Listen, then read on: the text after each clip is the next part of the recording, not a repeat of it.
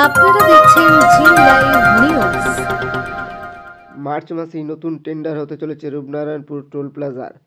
অবশেষে খবরের জেরে প্রায় 10 বছর পর টেন্ডার হতে চলেছে রূপনারায়ণপুর টোল প্লাজার। পশ্চিম বর্ধমান জেলা পরিষদ অধীনে থাকা আসানসোলের সালানপুর ব্লকের রূপনারায়ণপুর টোল প্লাজার পুরনো টেন্ডারে 10 বছর ধরে চলছে। এই টোল প্লাজার নতুন টেন্ডার না ডাকায় সমালোচনার মুখে পড়েছিল জেলা পরিষদ। অবশেষে চলতি বছরের মার্চ মাসের মধ্যে নতুন টেন্ডারের সিদ্ধান্ত হয়েছে। 2017 সালে পশ্চিম বর্ধমান নতুন জেলা গঠন হলেও রূপনারায়ণপুর টোল প্লাজা এখনও পর্যন্ত পুরনো টেন্ডারই চলছে। এই নিয়ে প্রশ্ন উঠেছিল কেন নতুন টেন্ডার ডাকা হয়নি। সেই খবর আমরাই প্রকাশিত করেছিলাম। অবশেষে 2025 সালের মার্চ মাসের মধ্যেই নতুন টেন্ডার প্রক্রিয়া করা হবে জানিয়েছেন পশ্চিম বর্ধমান জেলা পরিষদের সভাধিপতি বিশ্বনাথ বাউরি।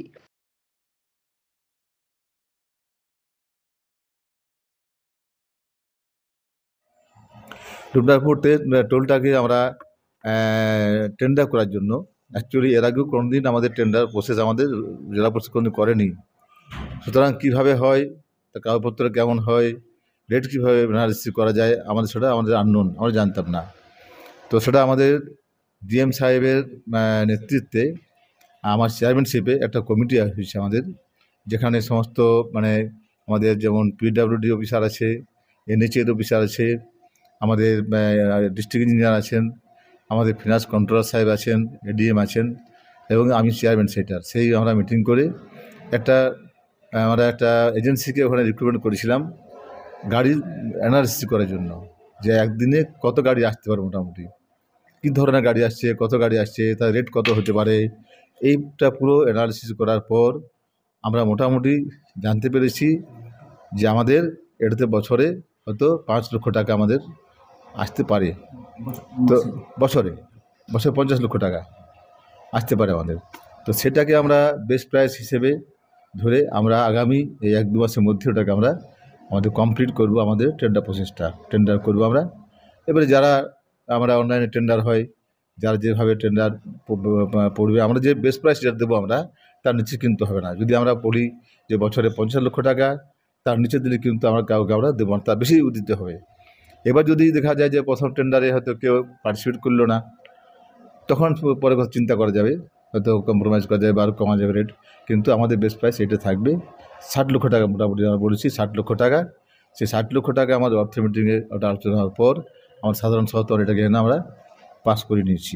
এটাই ছিল আমাদের আজকের মিটিংয়ের মূল বিষয়বস্তু। 8 বছর 10 বছর হয়ে গেছে আমাদের কাজ করা এখানে। স্যার এখন পেমেন্ট পাই 9,000 টাকা। প্রথমে ছিল 3,000, তারপরে 3বার বেড়েছে পেমেন্ট, আর 3বার বাড়ার পর আবার 9,000 টাকা হলো। আমরা এইসব সুবিধা পেয়েছি এখানে।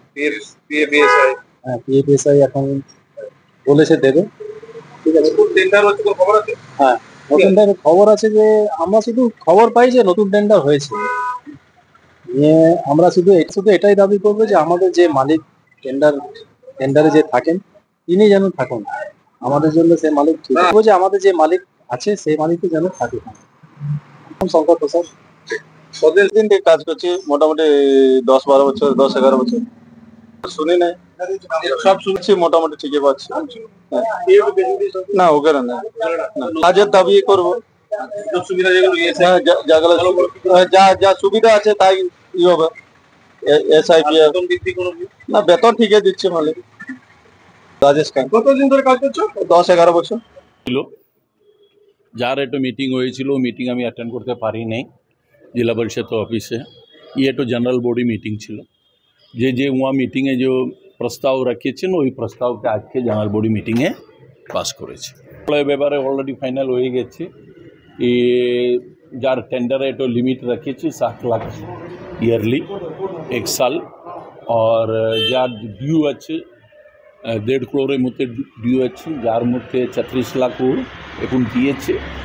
বাকি পয়সা দেওয়ার জন্য যাকে নোটিশ দিচ্ছে, আর আগামী মাসের মধ্যে টেন্ডার হয়ে যাচ্ছে। এখন আমি বলতে পারছি না, আমি এই বলবো আমি আগে 1-1.5 মাস হয়েছে আসার। প্রথম আমার কাজ ছিল সরকারের পক্ষে 2 টাকা জেলা পরিষদকে যেরকম 2 টাকা আসে এই রাস্তা বার করা, আর যে জায়গা বন্ধ হয়েছে ওই জায়গা থেকে কীরকম বার করতে পারে এই একটু চেষ্টা করা। যে কাজে এগিয়ে যাচ্ছে। রানীগঞ্জে টেন্ডারের কথা হয়েছে, রানীগঞ্জ বাবুনারা যে জেলা পরিষদে যে বিল্ডিং আছে করিব 160টা রুম আছে। যাকে अगर আপনি একটা সিস্টেমে টেন্ডারে চলে যাবে তো 12 টাকা জেলা পরিষদকে আসবে, এখন তো 1 টাকা আসছে না। বাবুনারাতে এরকম আছে। তো এই সবের জন্য একটা রাস্তা বার করেছে, আগামী মাসে যা টেন্ডার হবে ডিএমপি মিটিংয়ে উপস্থিত টাকা সরকারি পক্ষ থেকে যাকে টার্গেট রাখে, যার উপর যে যাবে এবার যে আসানসোলে বিভিন্ন জায়গা বন্ধ হয়ে যাচ্ছে इंडस्ट्रियल बेल्ट। इसका कारण एकमात्र कारण হচ্ছে এই টোটো অটো যত হয়ে গেছে, যাকে লস হচ্ছে এই জন্য গাড়ি চালাতে চাইছে না। রাস্তা এরকম রাস্তা কিছুদিন বর্ষাতের সময় রাস্তা খারাপ হয়ে যায়, फिर পরে আস্তে আস্তে ঠিক হয়ে যায়, এইরকম সব জায়গাতে আছে। এখন আসানসোলে বিভিন্ন জায়গায় দেখুন না, এখন সরকারি কাজ চলছে, আন্ডারগ্রাউন্ড কেবলের কাজ চলছে, তো কাজ চলবে তো রাস্তা কাটবে, তো যে বড় রাস্তা কাটবে তো রাস্তা খারাপ হয়ে যাচ্ছে, আবার আপনি 2 মাসে পরে দেখবেন ও রাস্তা ঠিক হয়ে যাচ্ছে, এরকম সিলসিলা থাকবে। খারাপ আছে তো পরে ঠিক হয়ে যাবে। সব জায়গা কাজ হচ্ছে, কিছু দেরিতে হচ্ছে মগর হচ্ছে, সব জায়গায় কাজ হচ্ছে।